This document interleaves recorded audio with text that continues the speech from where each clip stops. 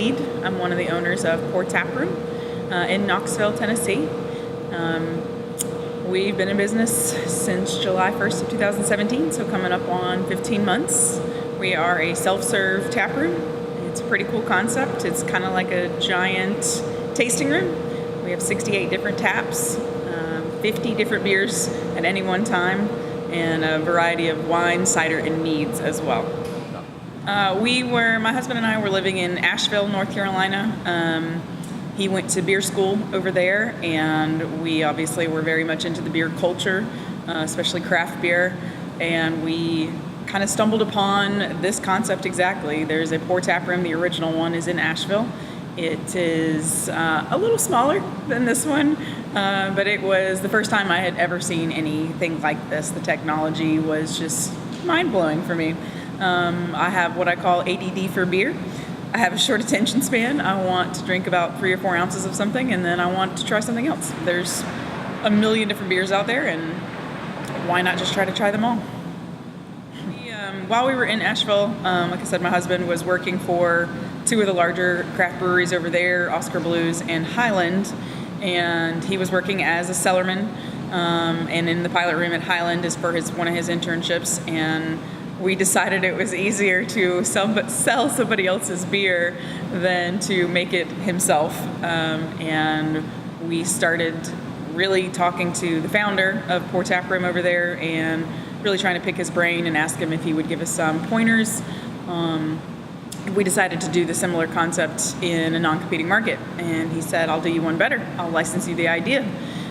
He felt comfortable enough with Joel. It was a very limited partnership that he was willing to do with several sets of people, but he decided that Joel and I were a good fit, and as long as we could find an investor or two, we decided to do it, and we did. Surprisingly, we found a couple of investors and came over to Knoxville, decided it was the best next market for the craft beer movement in the area. We knew we didn't want to be in Asheville because it's a bit saturated, but Knoxville is still coming up, so it's still learning, and it's come a long way. Just in the year and a half we've been open, there's tons of great beer in Knoxville, and it just seemed like the right fit.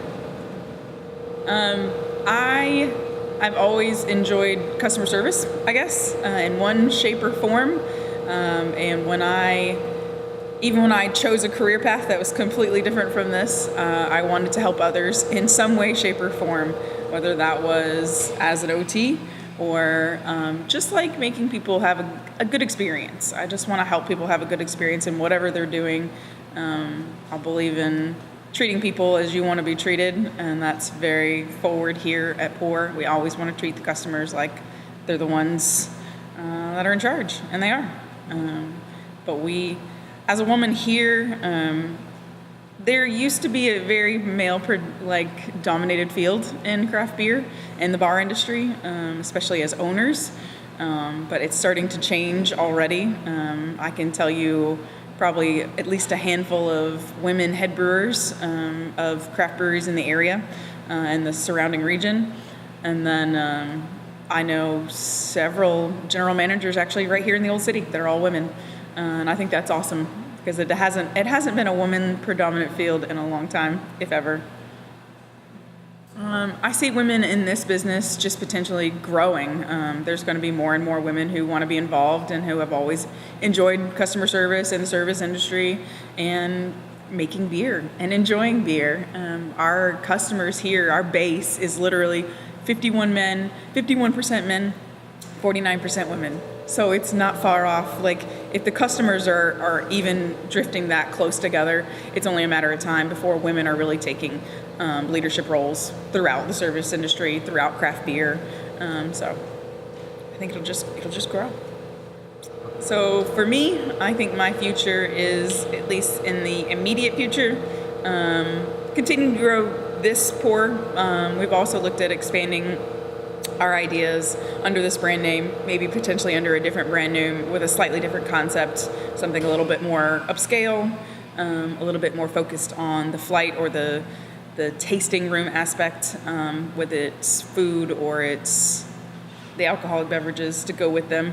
I really enjoy the pairing of food and alcohol, the tastes that come off of the combination of red wine and a hearty meat or chocolate is really something that really intrigues me, and I would like to see that part of my passion evolve a little bit.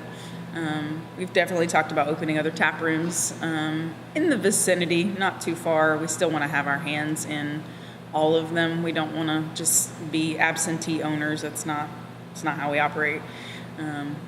We just feel the business does better when you have hands-on all the time.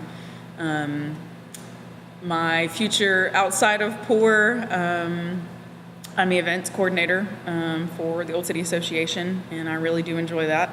I help promote the Old City, downtown Knoxville, which is just kind of coming back into its own. So I will probably continue to do that as a volunteer for a number of years, and we are even putting on our very first annual Oktoberfest this year in just a couple of weeks on October 13th, and I really enjoyed it. I've learned a lot in trying to coordinate a large-scale event. I've never done anything on that scale, so it's a challenge. And beyond that, our family is our dogs and our cats, and at some point I'm sure I'll have a whole menagerie of animals that will be my children. But right now we just want to kind of focus on the business, maybe set aside some time to travel finally, and then we'll see.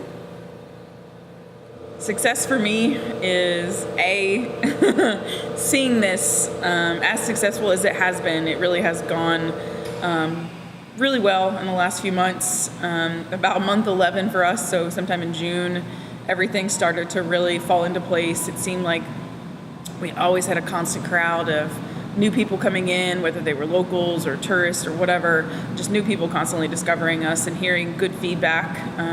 Recently it's just been all good feedback, and that's what really helps me feel successful in this business. And people telling me how much they love the concept and how friendly my staff is and how great it is to actually shake hands with the owners. And that to me is a success that I guess I never really thought about on that scale.